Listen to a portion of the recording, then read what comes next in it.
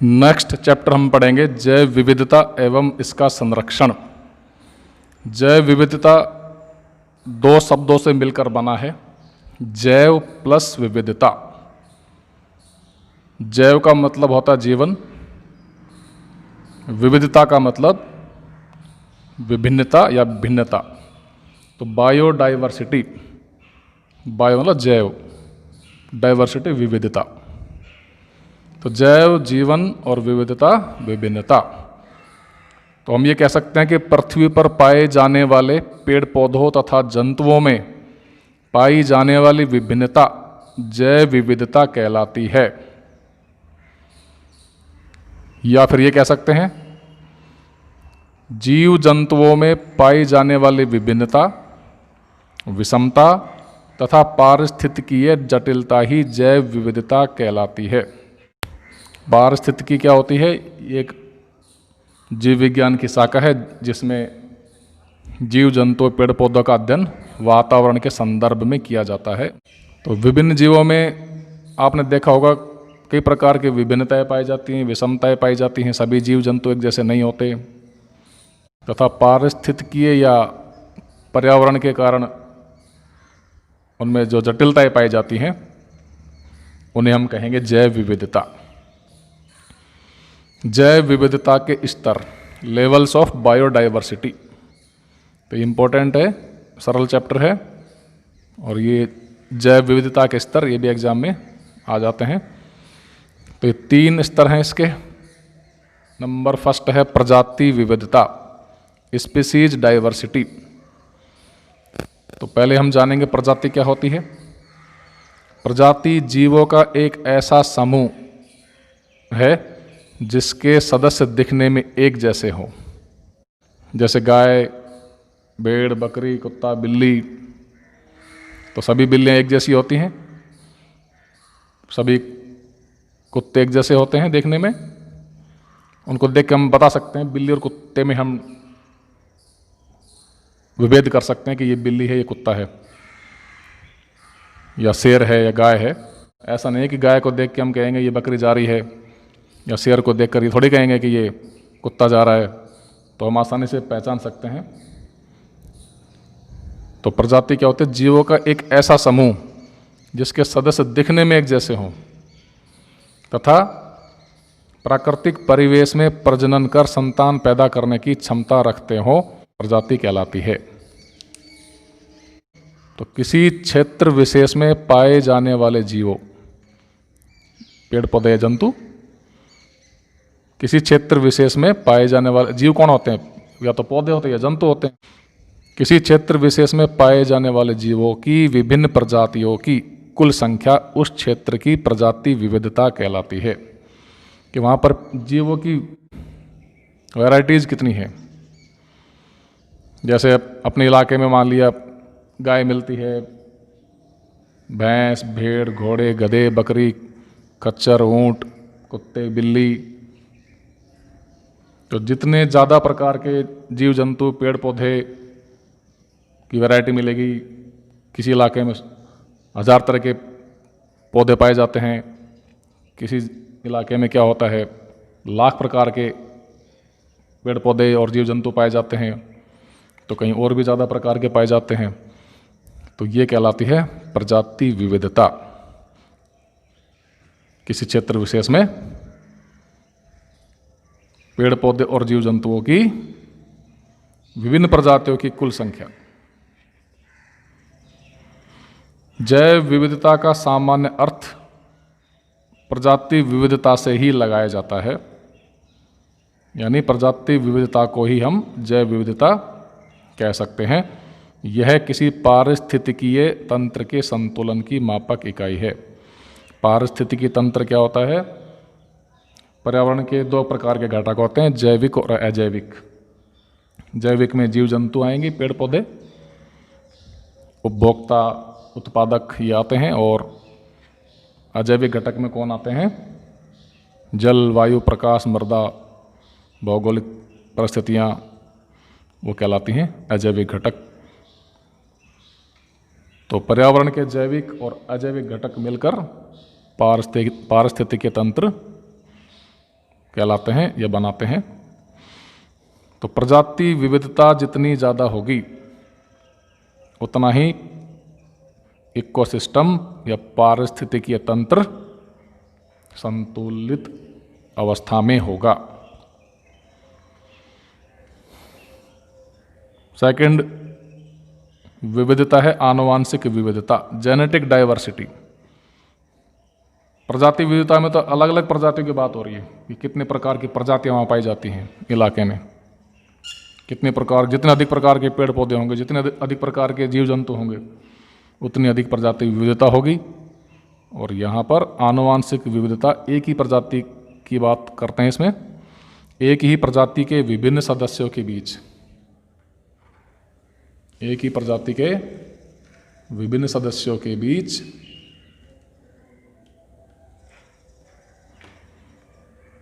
आनुवांशिक इकाई, आनुवांशिकता की इकाई क्या होती है? जीन। डीएनए का अंश जीन कहलाता है। ये गुणसूत्रों पर रेखीय सीक्वेंस में लगी रहती हैं। तो जीन के कारण जो विभिन्नता पाई जाती है एक ही प्रजाति के विभिन्न सदस्यों के बीच, वह कहलाती है आनुवांशिक विविधता। तो एक ही प्रजाति के विभिन्न सदस्यों के बीच आनुवांशिक इकाई जीन के कारण पाई जाने वाली विभिन्नता या भिन्नता आनुवांशिक विविधता कहलाती है। किसी प्रजाति के सदस्यों में आनुवांशिक भिन्नता जितनी अधिक होगी उसके विलुप्त होने का खतरा उतना ही कम होगा, क्योंकि उसमें वातावरण के साथ अनुकूल रहने की या अनुकूलन करने की क्षमता अधिक होगी। इसी विभिन्नता के कारण एक प्रजाति के नए सदस्यों या किस्मों का जन्म होता है। तो आनुवांशिक विविधता को समझने के लिए जैसे हम कह सकते हैं कि हमारे कोई भी पालतू पशु हमारे घर में हो या इलाके में हो, जैसे अपने कोई पालतू गाय है, तो हम अपनी गाय को अपने इलाके की अन्य गायों में से पहचान लेते हैं। सभी गाय दिखने में एक जैसी होती हैं, सभी कुत्ते लगभग देखने में एक ही जैसे होते हैं, एक ही वैरायटी के, लेकिन फिर भी उनमें कुछ विभिन्नता होती है। हम अपने कुत्ते को, अपनी बिल्ली को, अपने पालतू जानवर को, अपने पालतू खरगोश को अन्य खरगोश में से पहचान लेते हैं कि ये हमारा डॉग है या रैबिट है, खरगोश है, कुत्ता, बिल्ली, गाय, भैंस, जो भी। तो एक ही प्रजाति के सदस्य दिखने में तो एक जैसे होते हैं, जैसा हम ऊपर पढ़ चुके हैं। गाय एक जैसी होती हैं दिखने में, भैंस एक जैसी होती हैं दिखने में, लेकिन फिर भी हम अपनी गाय, भैंस या भेड़, बकरी, बिल्ली को, अपने जानवर को अन्य जानवरों में से आसानी से पहचान लेते हैं, क्योंकि उसमें अपनी ही जाति के अन्य सदस्यों से कुछ विभिन्नताएं मिलती हैं। किसी के सींग टेढ़े हैं, किसी की गर्दन कैसी है, किसी की पूंछ कैसी है, किसी का कलर कैसा है। तो ये विविधता कहलाती है आनुवांशिक विविधता। नंबर 3 है पारिस्थितिक तंत्र विविधता। पर्यावरण के, अभी बताया था, पर्यावरण के जैविक व अजैविक घटकों से मिलकर बने स्वावलंबी तंत्र को पारिस्थितिकी तंत्र कहते हैं।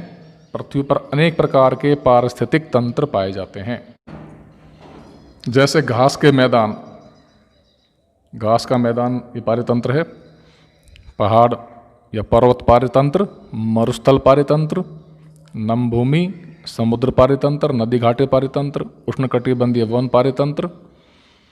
तो इन पारिस्थितिक तंत्रों की अपनी भौगोलिक व पर्यावरणीय विशेषताएं होती हैं। वहाँ का अपना पर्यावरण होता है, अलग प्रकार का होता है। सभी की विशेषताएं एक जैसे नहीं होती, अलग अलग पारितंत्र की विशेषताएं अलग अलग होती हैं। मरुस्थल में अलग प्रकार के जीव जंतु, पेड़ पौधे मिलेंगे, वनस्पति मिलेगी अलग प्रकार की। घास के मैदान में अलग प्रकार के पेड़ पौधे, जीव जंतु पाए जाएंगे। वन में अलग प्रकार के पेड़ पौधे, जीव जंतु पाए जाएंगे। समुद्र में अलग प्रकार के पेड़ पौधे या जीव जंतु पाए जाते हैं। सूक्ष्म पादप पाए जाते हैं, छोटे पादप मिलेंगे समुद्र में, शैवाल वगैरह, जिस कारण वहाँ पाए जाने वाले जीव जंतुओं व पौधों में भिन्नता होती है। तो यह विभिन्नता ही क्या कहलाती है? पारिस्थितिक तंत्र की विविधता कहलाती है। जैसे यहाँ अपने इलाके के जानवर, जैसे बिल्ली है मान लिया या कुत्ता है, और किसी दूसरे इलाके का या किसी दूसरी कंट्री का बिल्ली या कुत्ते या पक्षी वो अलग प्रकार के मिलेंगे, कलर में, देखने में, तो कुछ न कुछ उनमें विभिन्नता पाई जाएगी वातावरण के कारण, पारिस्थितिक तंत्र के कारण। तो ये कहलाएगी पारिस्थितिक विविधता। अपने यहाँ जो सूअर मिलेंगे वो अलग अलग प्रकार के होंगे, जंगली सूअर अलग प्रकार के होते हैं, अपने इलाके के हाथी अलग प्रकार के मिलेंगे, जंगली हाथी अलग प्रकार के होते हैं तो वो भी हाथी या सूअर, लेकिन पारिस्थितिक विविधता के कारण उनमें अलग प्रकार की विशेषताएं पाई जाती हैं। एक है वैश्विक जैव विविधता। वैश्विक मतलब वर्ल्ड लेवल की बात हो गई। एक अपने इलाके की बात करें कि अपने इलाके में, अपने गांव या शहर में किस प्रकार के पेड़ पौधे जीव जंतु पाए जाते हैं, तो अपने इलाके की बात हो गई। जैसे हम अलवर की बात करें तो अलवर की जैव विविधता क्या होगी? अलवर में पाए जाने वाले विभिन्न प्रकार के पेड़ पौधे एवं जीव जंतुओं की संख्या। यदि हम स्टेट की बात करें, राजस्थान की बात करें, राजस्थान की जैव विविधता क्या होगी? पूरे राजस्थान में पाए जाने वाले विभिन्न प्रकार के पेड़ पौधे एवं जीव जंतुओं की संख्या राजस्थान की जैव विविधता कहलाएगी। ऐसे ही भारत की बात करें, भारत की जैव विविधता क्या होगी? भारत में पाए जाने वाले विभिन्न प्रकार के पेड़ पौधे एवं जीव जंतुओं की संख्या भारत की जैव विविधता कहलाती है। ऐसे ही वैश्विक जैव विविधता, पूरे विश्व में पाए जाने वाले विभिन्न प्रकार के पेड़ पौधों एवं जीव जंतुओं की संख्या को वैश्विक जैव विविधता कहते हैं।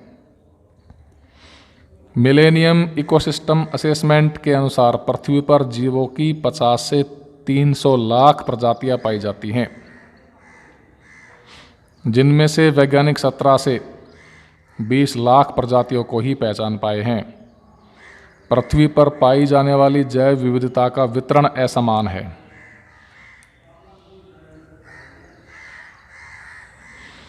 भूमध्य रेखा जैव विविधता से संपन्न क्षेत्रों में से है। भूमध्य रेखा के आसपास जैव विविधता, बायोडाइवर्सिटी सबसे अधिक मिलेगी। जैसे जैसे हम भूमध्य रेखा से दूर जाते हैं वैसे वैसे जैव विविधता कम होती जाती है। वनस्पतियों की दृष्टि से मध्य और दक्षिण अमेरिका तथा दक्षिणी पूर्वी एशिया काफ़ी धनी है, जहां पृथ्वी के अधिकांश उष्णकटिबंधीय वन पाए जाते हैं। विश्व की लगभग 2/3 वनस्पति प्रजातियां, कशेरुकी प्राणियों की 30%, कशेरुकी मतलब वर्टिब्रेट, जिनमें रीढ़ की हड्डी पाई जाती है, ये कह सकते हैं। तो कशेरुकी प्राणियों की 30% तथा कीटों की 90% प्रजातियां इन्हीं क्षेत्रों में मिलती हैं, जिसका क्षेत्रफल पृथ्वी के कुल प्रतिशत का मात्र 7% है, 7% है। उसके बाद नेक्स्ट हम पढ़ेंगे भारत की जैव विविधता, बायोडाइवर्सिटी ऑफ इंडिया।